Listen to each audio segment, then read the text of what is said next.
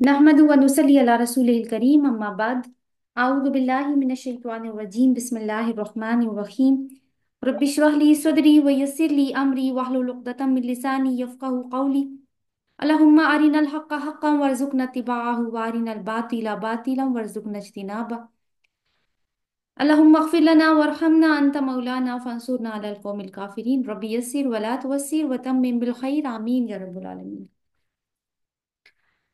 सूरतुल अनाम जो आयात हम डिस्कस कर रहे हैं, जो सेट ऑफ आयात है वो 56 से लेके 67 तक का है। तो कंप्लीट तो नहीं हो पाई थी लास्ट सेशन में, लेकिन ये है कि हम इनका मजमून एक दफा फिर से देख लेते हैं, क्योंकि आज हम इस सेट को कंप्लीट करके नया सेट स्टार्ट करेंगे। तो जो इसका ओवरव्यू था वो ये था कि हकीकत उलूहियत, शिर्क से इनकार का ऐलान, रसूल सिर्फ वही की पैरवी करता है और उसी को पहुंचाता है, अजाब का इख्तियार सिर्फ अल्लाह के पास है, रसूल के पास नहीं है, और उसी अल्लाह के पास एक दिन वापस लौटना है, और इस दोबारा लौटने की या मर के जी उठने की रिहर्सल वो तुम्हें इस दुनिया में रोज देता है।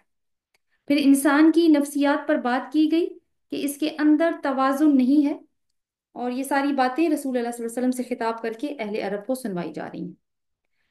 जो आयात हम कवर कर पाए थे लास्ट वीक वो 56 से लेके 54 तक की थी, तो उनका एक रीकैप ले लेते हैं पहले।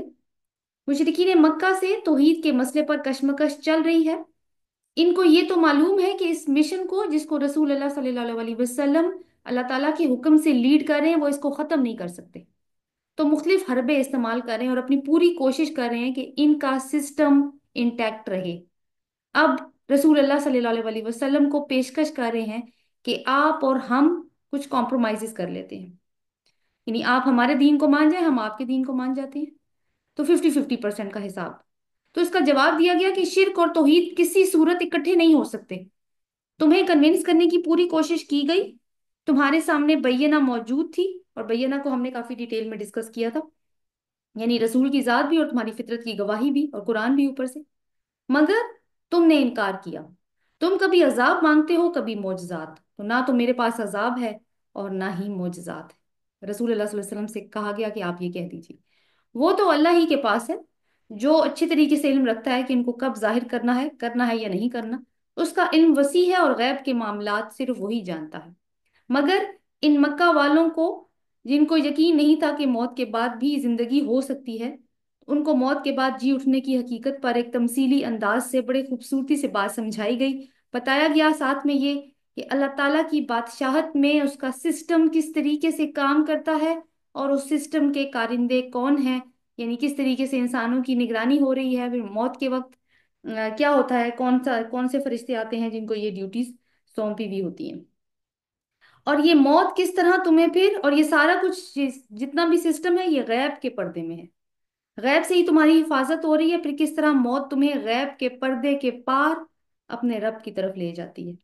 इनको एक अनफुसी निशानी दिखाई गई कि इंसान की फितरत में एक अल्लाह की दलील है, मगर लोग शुक्र करने के बजाय शिर्क करते हैं। सिचुएशंस भी हमने डिस्कस की थी। आगे अब हम अजाब के मुख्तलिफ अकसाम को जानेंगे, और ये भी कि अहले मक्का तो स्टिल अपनी रविश पर अड़े हुए हैं। तो शुरू करते हैं आयत नंबर 65 सूरतुल अनआम। आउज़ु बिल्लाहि मिनश शैतानिर रजीम बिस्मिल्लाहिर रहमानिर रहीम। कुल कुल हुवल कादिरु अला अन यबअस अलैकुम अज़ाबम मिन फौकिकुम औ मिन तख्ती अर्जुलिकुम औ यल्बिसकुम शियअन व युदीकु बअदकुम बअस बअद उन्जुर कैफ नुसर्रिफुल आयाति लअल्लहुम यफ्क़हून। सदक़ल्लाहुल अज़ीम। कह दीजिए कि वो कादिर है इस पर कि वो तुम पर अजाब भेजे तुम्हारे ऊपर से या तुम्हारे पांव के नीचे से, या तुम्हें लड़ा दे ग्रोहों में और वो तुम्हें चखाए तुम्हारे बाज को बाज की कुव्वत का मजा। देखो किस तरह हम फेर फेर कर अपनी आयत को बयान करते हैं ताकि वो समझें। तो इस आयत को हम 3 पार्ट्स में समझेंगे। पहला हिस्सा नोट कर लीजिए। कुल हुवल क़ादिरु अला अन यबअसा अलैकुम अज़ाबम मिन फौकिकुम औ मिन तख्ती अर्जुलिकुम। कह दीजिए कि वो पूरी तरह कादिर है इस बात पर कि वो तुम पर अजाब भेजे तुम्हारे ऊपर से या तुम्हारे पाँव के नीचे से। देखते ہیں इसका क्या मतलब है। यानी ये ना समझो कि आज अगर अमन और इत्मीनान की जिंदगी बसर कर रहे हो तो फिर कभी अल्लाह की पकड़ नहीं आ सकती। जिस तरह वो शदीद मसाइब और कर्ब से निजात दे सकता है, इसके पास पूरी कुदरत है कि किसी किस्म का भी अजाब तुम पर मुसल्लत कर दे। इस आयत में अजाब की तीन अकसाम बयान की गई हैं। नंबर वन, वो जो ऊपर से आने वाला है। नंबर टू, वो जो पाँव के नीचे से आने वाला है। और तीसरा हम आयत के अगले हिस्से में पढ़ेंगे कि जिसमें ग्रोहों की लड़ाई लड़ाई का जिक्र है। तो इसमें आप देखिए कि अगर हम इसको एक लिस्ट की सूरत में मुरतब करें तो तरतीब बहुत मैटर करती है। और तरतीब कैसे जाएगी, इसको आप यूं समझिए कि bad to worst. Bad to worst का मतलब है बुरा, ज्यादा बुरा और सबसे ज्यादा बुरा। तो बैड टू वर्स्ट की तरतीब है। पहली चीज क्या, पहला अजाब कौन सा आ रहा है? वो जो तुम्हारे कहाँ से आए, ऊपर से, मिन फौकिकुम। यानी ऊपर से कैसे आ सकता है? जैसे पत्थरों की बारिश हो सकती है, कोई आंधी, कोई तूफान, कोई तूफानी बारिश, आसमानी बिजली, कोई अजसामे फल्कियात में से जैसे कोई कॉमेट या मिटियोर जमीन से टकरा जाए। अक्सर हम इस तरह की खबरें पढ़ते रहते हैं कि कोई कॉमेट जो है वो जमीन की तरफ आ रहा है लेकिन वो मिस हो गया, आगे निकल गया, नहीं टकराया। या फिर हम ये भी देख रहे हैं कि ओजोन लेयर जो कि जमीन की एक प्रोटेक्टिव लेयर है एटमॉस्फेयर के ऊपर, वो किस तरीके से अभी हम देख रहे हैं कि उसकी डेप्लीशन हो रही है। अल्लाह ताला ने तो वो प्रोटेक्शन के लिए बनाई थी, लेकिन इंसानों ने अपने हाथों की कमाई से इस कदर पॉल्यूशन की कि उसके अंदर सुराख होने शुरू हो गए हैं, यूं समझ सकते हैं। और उससे क्या हो रहा है कि आसमान सूरज की हार्मफुल रेडिएशन जमीन पर डायरेक्ट आ रही हैं, जिनको वो रोक के रखती थी पहले। तो ये भी हो सकता है जो ऊपर से अजाब आए। अभी इतनी इंटेंस सिचुएशन तो नहीं है, लेकिन हम देख रहे हैं कि वेदर में किस तरीके से चेंजेस आ रहे हैं। नंबर टू, ऐसा अजाब जो पाँव के नीचे से आए। कैसे? जैसे जमीन कहीं से खसफ हो जाए। खसफ का मतलब होता है धंस जाए, या जलजला आ जाए, या सैलाब। तो ये सारी अजाब की सूरतें पिछली अकवाम को दरपेश हो चुकी हैं। आगे फरमाया एक अजाब की तीसरी किस्म के बारे में, अगला हिस्सा देखिए। औ यलबिसकुम शियअम व युदीक़ बअदकुम बअस बअद। या वो तुम्हें लड़वा दे ग्रोहों में और चखा दे तुम्हारे बाज को बाज की कुव्वत का मजा। इसमें दो टर्म्स हैं, एक है यल बिसाकुम और एक है शियान। यल बिसाकुम ये लबसा से है। लबसा, खल्त मल्त हो जाना, आपस में मिल जाना, गडमड हो जाना। शियान, ये याद रखिएगा इसका मतलब। शियान, ऐसे ग्रोह जिनके ख्यालात और ख्वाहिशात अलग अलग हों। ऐसे ग्रोह जिनके ख्यालात और ख्वाहिशात अलग अलग हों। दोनों को मिलाएं आप, दोनों अल्फाज को, लबसा और शियान, क्या मतलब निकलेगा? तो मतलब ये है कि तुमको ग्रोह दर ग्रोह करके आपस में एक दूसरे से गुत्थम गुत्था कर दे। ये अजाब की शदीद तरीन सूरत है। हजूर सल्लल्लाहु अलैहि वसल्लम की दुआ से इस उम्मत को उस किस्म के अजाबों से महफूज किया गया है जो पिछली अकवाम पर आते रहे कि उनकी जड़ ही कट गई, खत्म हो गई वो। जुजवी तौर पर अगर कुछ वाकयात पेश आ जाएं तो उससे इनकार नहीं किया जा सकता, मगर ये तीसरी किस्म का जो अजाब है ना, वो फिरका बंदी का अजाब है, जिसमें मुख्तलिफ ग्रोह एक ही कौम से ताल्लुक रखने वाले मुख्तलिफ नजरियात की बुनियाद पर आपस में लड़ भिड़ते हैं, गुत्थम गुत्था हो जाते हैं। पार्टीबाजी, बाहमी जंग और जदल, आपसी खूनरेजी का अजाब। ये जो लफ्ज है ना बास, बास का माना जंग और अजाब दोनों में इस्तेमाल होता है। तो उम्मत मुस्लिमा को देखें आज हम किस तरीके से, ये आयत हमारे ऊपर पूरी तरह सादिक आ रही है कि उम्मत मुस्लिमा आज पूरी तरह इस तीसरी किस्म के अजाब से घिरी हुई है। और इत्तेहाद जो है वो पारा पारा हो चुका है, बल्कि उम्मत तो अब पता नहीं कहना भी चाहिए या नहीं कहना चाहिए, हम एक स्कैटर्ड ग्रोह है मुख्तलिफ लोगों का। अपने मुल्क में ही देख लें तो एक खाना जंगी की सूरत हाल पेश आ रही होती है। अशराफिया के मुख्तलिफ तबकात का आपस में टकराव और तसादुम है। शिया सुन्नी फसादात हमें अलग से नजर आते हैं, नस्ली तासुब अलग है। तकसीम हिंद, जब तक बरसगीर पाको हिंद की तकसीम नहीं हुई थी उस वक्त तक तो सिर्फ हिंदुओं से मुकाबला था और मुसलमान एक कुव्वत थे, यकजा थे। लेकिन पाकिस्तान बन गया तो यही यकजा मुसलमान पंजाबी, सिंधी, पख्तून और बलोच में तकसीम हो गए। और आज देखें कि इस बुनियाद पर लोग कत्ल भी होते हैं। यानी ये वाकयात हमारे यहाँ काफी हो चुके हैं, जहाँ पे बसों से शनाख्ती कार्ड देख देख कर लोगों को निकाल कर सरेआम कत्ल किया जाता है। ये तो एक सूरत होगी। दूसरी बात है कि मैं जैसे आज जो फलस्तीन के तनाजुर में जो मसाइल चल रहे हैं, तो पाकिस्तान में ऐसे ग्रोह मौजूद हैं जो इसको शिया सुन्नी मसले से मिलाकर खुद को अलग होते हुए नजर आते हैं। क्योंकि एक मुल्क उनको सपोर्ट करता है, फलस्तीनियन कॉज को, और वो ओपनली सपोर्ट करता है, और वो ईरान है। تو وہ چونکہ سنی ریاست نہیں ہے، شیعہ ریاست ہے، تو اگر وہ کوئی عملی اقدام کرے تو بجائے اس کے کہ ہم بینگ مسلم فخر محسوس کریں اور ان کا ساتھ دیں کہ کوئی تو ہے جو ٹکر دے رہا ہے، لیکن عجیب پروپیگنڈا شروع ہو جاتا ہے، وہ بھی تفرقہ بازی کی بنیاد پر، اور یہ مذہبی تفرقہ بندی ہے۔ میں بھی آپ کے سامنے سے یہ تصویر نہ گزری ہو، لیکن میں نے تو اس کو ایکسپیرینس کیا ہے۔ اور اللہ تعالیٰ نے جیسے ہم نے وہ لکھا کہ ڈسکس کیا شروع میں کہ یہ سخت ترین عذاب ہے۔ باقی بھی جو دو عذاب ہیں اوپر سے، جو جن کی دو مثالیں ہم نے دیکھی، نو ڈاؤٹ اس میں بھی کوئی دو رائے نہیں ہے کہ وہ بھی سخت ہوتے ہیں، لیکن اثر اثر کے لحاظ سے آپ دیکھیں، زلزلہ آتا ہے ٹھیک ہے، بہت زیادہ نقصان ہوتا ہے، انسانی جانیں ضائع ہوتی ہیں، املاک کا نقصان ہوتا ہے، سیلاب آ جائے تو سیم سچویشن۔ ہاؤ ایور، یہ جو چیز ہے نا کہ فرقہ بندی، اس کا اثر نسلوں تک رہتا ہے، نسلوں پہ جاتا ہے اس کا اثر۔ پھر کیا ہوتا ہے کہ جس ملک میں یہ سب کچھ ہو رہا ہے اس کی ترقی رک جاتی ہے، اندرونی دشمنیاں کیونکہ اتنی زیادہ ہو چکی ہوتی ہیں کہ اندر سے پھر ویکنس سٹارٹ ہو جاتی ہے، اور پھر بیرونی دشمن جو ہے وہ موقع کی کیونکہ طاق میں ہوتا ہے تو وہ بھی پھر حملے کرنا شروع کر دیتا ہے، اور آپ دیکھیں کہ پھر کیا حالت ہوتی ہے اس جگہ کی۔ لیکن ان سارے مسائل میں جو ہم گھیرے میں ہیں، اصل بات یہ ہے کہ ہمیں اس کی وجہ معلوم ہو، اور وہ ہمیں کہاں سے معلوم ہوتی ہے؟ انہی آیات کے کانٹیکس سے، جو ہم یہ جتنی بھی آیات ابھی ہم پڑھ رہے ہیں، جو کہ جن کا مضمون چلے گا آگے تک، تو یعنی 67 تک جو ہم اس کو پڑھیں گے، تو آپ دیکھیے کہ کیا ہم نے سیکھا ان آیات میں کہ کیا وجہ نظر آتی ہے کہ اللہ تعالیٰ نے ان عذابوں کی دھمکی دی کہ اللہ کو حاکم نہ سمجھنا، اس پہ بھروسہ نہ کرنا، کچھ اور ہستیوں کو اس کے اختیارات کے برابر قرار دینا، انہی سے ڈرنا، انہی کی بات ماننا، انہی کی غلامی کرنا، یا کیا یہ نہیں ہو رہا؟ ان کے احکامات کو نظر انداز نہیں کرنا، لیکن اللہ کے احکامات کو نظر انداز کر دینا، دنیا کی زندگی کو ترجیح دینا آخرت کی زندگی پر۔ تو یہ سارے عوامل کو اگر ہم اپنے اوپر اپلائی کریں تو پھر بات پوری طرح سمجھ میں آ جاتی ہے۔ اب حل کیا ہے ان کا؟ دیکھیں، پہلی چیز ہوتی ہے کسی مسئلے کی وجوہات کو جاننا۔ اگر ہم مسئلے کو مسئلہ سمجھیں گے ہی نہیں تو حل کی طرف تو نہیں جائیں گے نا۔ تو پہلی چیز تو یہ ہے کہ ریئلائز کریں کہ ہاں مسئلہ ہے، اور مسئلہ بھی سمجھ میں آ گیا کہ ہے، اور تو اس کی وجوہات بھی سمجھ میں آ گئی ہیں اگر، تو پھر وجوہات میں سے ہی حل نکل آتا ہے نا۔ پھر کیا، جیسے میں نے آپ کے سامنے رکھا کہ اللہ کو حاکم نہ سمجھنا، تو پھر کیا اور دوسرا کام کرنا ہوگا، اسی کو حاکم سمجھنا ہوگا، انسانوں کی غلامی سے نکلنا ہوگا۔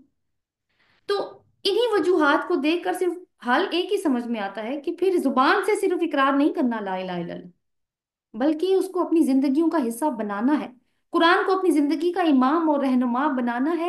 اور ظاہر ہے انفرادی لیول پہ یہ کام شروع ہوگا، ایک ایک فرد کرے گا، اور ایک ایک فرد جب اپنے اوپر اس کو اپلائی کرے گا تو ایک ایک فرد مل کر یہ خاندان بنتا ہے، اور خاندان مل کے یہ معاشرہ بنتے ہیں، تو ٹریکل ڈاؤن افیکٹ ہوگا اس کا۔ تو آپ دیکھیے کہ اجتماعی سطح پہ بھی اس کا اثر نظر آئے گا، اور یہ وہ چیز نہیں ہے جو کتابوں کی لکھی لکھائی بات ہے۔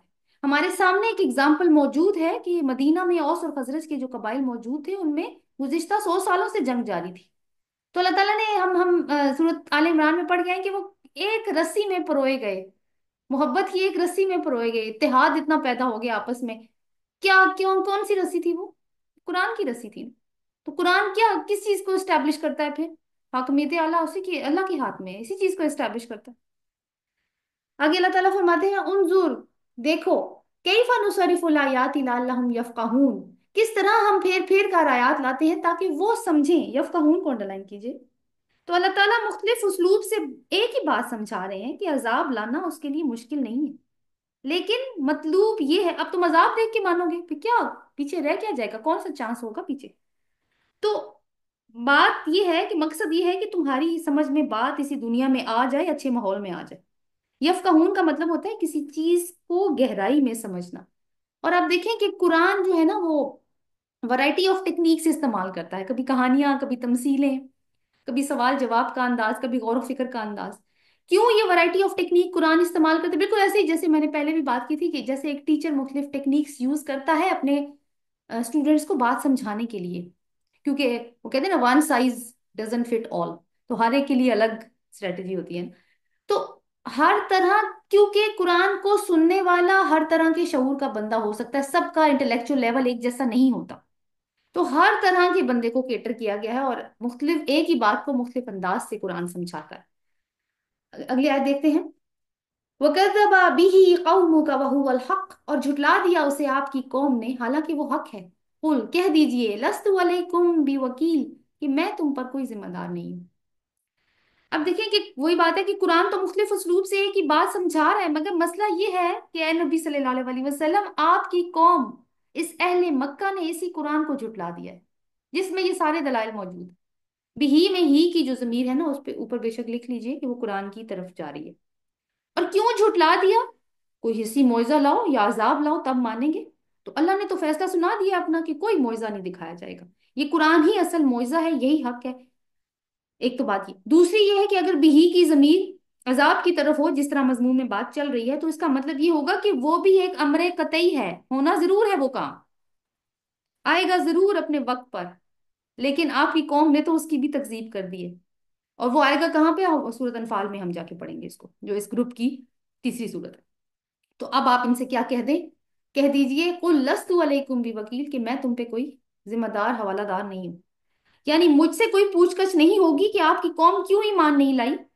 میں نے اپنا کام پوری طرح پوری خلوص نیت کے ساتھ کیا، اور اس کے کرنے میں کوئی کسر نہیں اٹھا رکھی۔ میں اپنی ذمہ داری سے سبکدوش ہو گیا، یعنی میرا کام یہ نہیں ہے کہ جو کچھ تم نہیں دیکھ رہے وہ میں زبردستی تمہیں دکھاؤں، اور جو کچھ تم نہیں سمجھ رہے میں زبردستی تمہاری عقل میں وہ بات اتاروں، یہ ممکن بھی نہیں ہے۔ اور میرا یہ کام بھی نہیں ہے کہ اگر تم نہ دیکھو اور نہ سمجھو تو میں تم پہ کوئی عذاب نازل کر دوں۔ میرا کام صرف وہی ہے جو میری ڈیوٹی ہے، کہ حق اور باطل کے دونوں راستے الگ الگ چھانٹ کے تمہارے سامنے رکھ دینا۔ اب اگر تم نہیں مانتے تو جس برے انجام سے میں تمہیں ڈرا رہا ہوں وہ پھر خود ہی تمہارے سامنے آ جائے گا۔ تو یہ ایک طرح کا نا، آپ دیکھیں کہ رسول کا اعلان برات ہے کہ اہل مکہ تم پر حجت تمام ہو چکی ہے، آگے تمہاری مرضی، تم نے عقل کا استعمال نہیں کیا، بات آرام سے نہیں سمجھی، تو اب آگے تم جانو۔ کیونکہ آخری مکی دور کی صورت ہے تو اس دور کی تصویر اس میں جھلک رہی ہے، اور یہ آیت کفار کے لیے ایک وعید بھی ہے کہ تم نے اللہ کو اوفینڈ کر دیا ہے، تو اب رسول کی کوئی ذمہ داری نہیں ہے۔ 67، لِكُلِّ نَبَإٍ مُسْتَقَرٌّ وَسَوْفَ تَعْلَمُونَ، اور واسطے ہر خبر کے ایک مقرر وقت ہے۔ نبأ اور مستقر، یہ دو کی ٹرمز ہے۔ وَسَوْفَ تَعْلَمُونَ، اور عنقریب تم جان لو گے۔ نبا کسی اہم خبر کو کہتے ہیں جس کا اثر ہماری زندگیوں پر ہو، یعنی کسی اہم حادثے کی خبر۔ یہاں اس سے مراد عذاب کی خبر ہے جو کہ قرآن یہاں پر دے رہا ہے۔ مستقر وقت، مقرر وقت، جو اپنے وقت، جو کام اپنے وقت پہ ہوتا ہے۔ تو یہاں پہ کلیئرلی یہ تو نہیں بتایا گیا کہ وہ کیا بات ہے جو کہ ظاہر ہونے والی ہے، لیکن ایک خوف کا ایلیمنٹ رکھا گیا، دھمکی بہرحال ہے کہ جلدی تمہیں معلوم ہو جائے گا جو حرکتیں تم کر رہے ہو نا، اس کا کانسیکوینس تم فیس کرو گے۔ تو ایک چھوٹا سا نقطہ اس میں بڑا اہم ہے، ویسے ہم پڑھتے ہوئے گزر جاتے ہیں اس میں۔ پہلے تو کول کول کے سیگے میں کلام ہو رہا تھا نا اللہ تعالیٰ کا ان لوگوں سے، رسول صلی اللہ علیہ وسلم سے کہا جاتا آپ کہہ دیں، آپ کہہ دیں، آپ کہہ دیں، اور آپ اچانک کیا فرمایا؟